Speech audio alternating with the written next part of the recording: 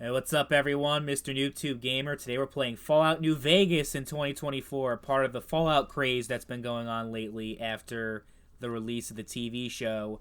My video for Fallout 76 that I made a long time ago just blew up, and I made a video recently playing Fallout 4, and that also did very well, so I figured, hey, why not also play Fallout New Vegas, which I would say, yes, is the greatest Fallout game ever made. And that's coming from someone who played Fallout 4 first. That was my introduction to the Fallout series. Actually, that's not true. I did get Fallout New Vegas in 2010 when it released as a 12-year-old, and I hated it. I thought that it was boring and that there was really nothing to the game, and I quit. Like, I didn't even get past, like, the first the first quest in the story before I gave up on it. I didn't even really make it past Goodsprings. I'm like, yeah, I'm good. That's when I was really into Call of Duty, and I guess because the game, like, the gunplay wasn't as polished as Call of Duty, because, yeah, it is very clunky. Like, the game in 2010 didn't have very good gunplay, so coming into it, 14 years later, it's going to take a lot of adjusting to. Definitely will. Honestly, the gameplay is fine. It's you could deal with it, but most of my enjoyment of the game, I would say 90% of the fun that I've had and the value that I've gotten out of New Vegas was not shooting enemies, it was really the story. That's where this game truly shined, and that's why it's the best, because it's the best story of all the Fallout games by far. There's so much choice, so much role-playing elements in there, like everything that a Fallout game should be, everything that a Bethesda game should be, it's in there. Even though this game was not made by Bethesda, it was made by Obsidian.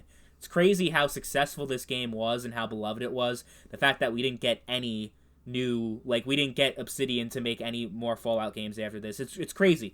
It's got to be some kind of ego thing from Bethesda, from Todd Howard, being like, yeah, we can't have that. We can't have other studios making games and them making better games. It makes us look bad, so we're not going to have that anymore. What a shame, what a shame. But since Microsoft owns both of them now, maybe something can happen. Hopefully, because it's ridiculous.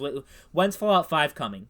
Like, it's going to be, like, in the 2030s, which is ridiculous. Absolutely ridiculous. It's going to be, like, 2031 or 2032. Their earliest, which is insane. But yeah, New Vegas is amazing. The base game and all four of the DLCs, which I think are all must-play experiences. This really is, if you're a fan of the TV show, this is the game to play, because Season 2 is going to take place in New Vegas, so having that earlier context, of what happened in New Vegas before the events of the show will be a very valuable thing. It'll add to the story and will add to your enjoyment of the TV show. I know a lot of people who watch the show and aren't really gamers, so, there are a lot of people that are just not going to get into the games no matter what. But you really should give this game a chance. It just has such amazing writing and such amazing storytelling that I would say, like, of all the games I've played, I don't know, like, if I would say it's one of my top 10 video games that I've ever played of all time, but as far as just, like, the pure story and the pure role-playing,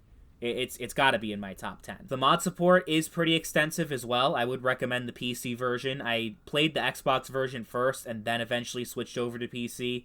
My preferable way of playing is Tale of Two Wastelands, which is a mod that includes Fallout 3 into New Vegas. So you're basically playing both of the stories in one game, which is awesome.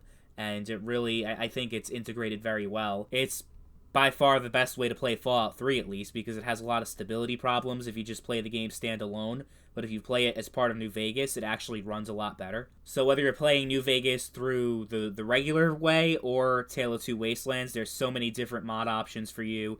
Like, aside from Skyrim and Fallout 4, New Vegas definitely has the most mods of any PC game. From graphic mods, gameplay mods, quest mods, weapon mods, armor mods, like all that kind of stuff, it's all there. And it adds countless hours to what is already a game that you will spend countless hours on. I should mention, because a lot of people may be confused, because you can install mods on the console versions for Skyrim and Fallout 4. You cannot for New Vegas, because the Xbox One version or Series X version is based off the 360 version. It's backwards compatible, so you obviously didn't have mods back in the day on 360, so you don't have mod support on consoles. Which, to be fair, isn't as big of a deal as it would be for Fallout 4, because I think the vanilla game for Fallout 4 is not very good, but with mods, Fallout 4 can be great. New Vegas is just a great game on its own. No mods needed. You're gonna have multiple playthroughs and have hundreds of hours of fun with 0 mods installed. Can't really say that for Fallout 4. But whether you want to play as a really good person or an evil scumbag, there's so many different options to play through the game. It's something you really have to experience for yourself. It's still worth playing 14 years later, and it will still be worth playing 50 years from now.